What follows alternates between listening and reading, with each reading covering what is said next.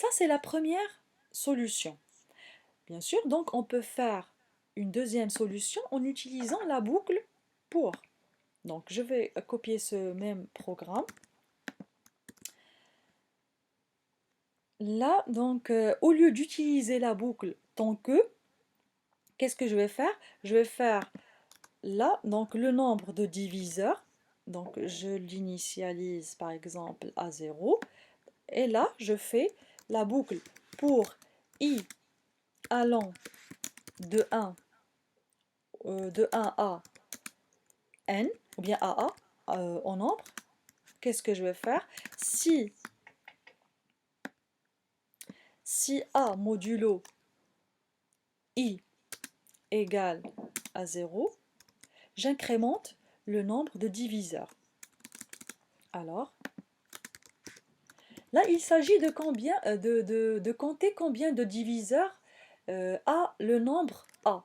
Si le nombre de diviseurs égale à 2, je conclus que le nombre est premier, parce que les seuls nombres diviseurs qui divisent A, ça va être le 1 et le A.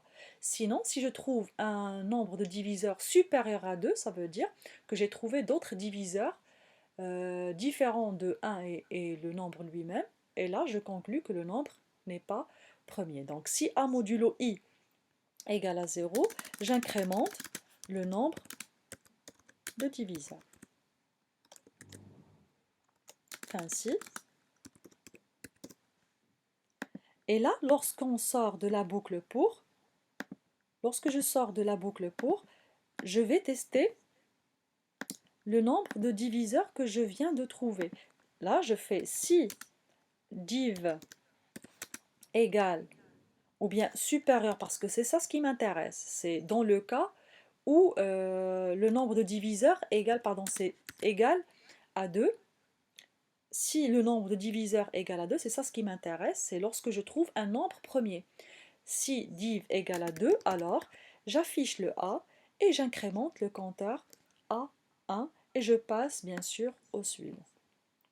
Ça, c'est une autre possibilité, mais là, dans cet exercice, il est préférable d'utiliser la boucle tant que. C'est pas la peine de parcourir tous les diviseurs. Il suffit que si le nombre il n'est pas premier, si je fais par exemple n modulo 2 égale à 0, c'est pas la peine de continuer jusqu'à la fin parce qu'on perd le temps à faire des divisions inutiles alors que je peux déduire dès le départ si le nombre est premier ou pas. Donc, voilà, donc pour i allant de 1 à a, si a modulo i égale à 0, j'incrémente le nombre de diviseurs. Et lorsque, là il me manque un fin pour,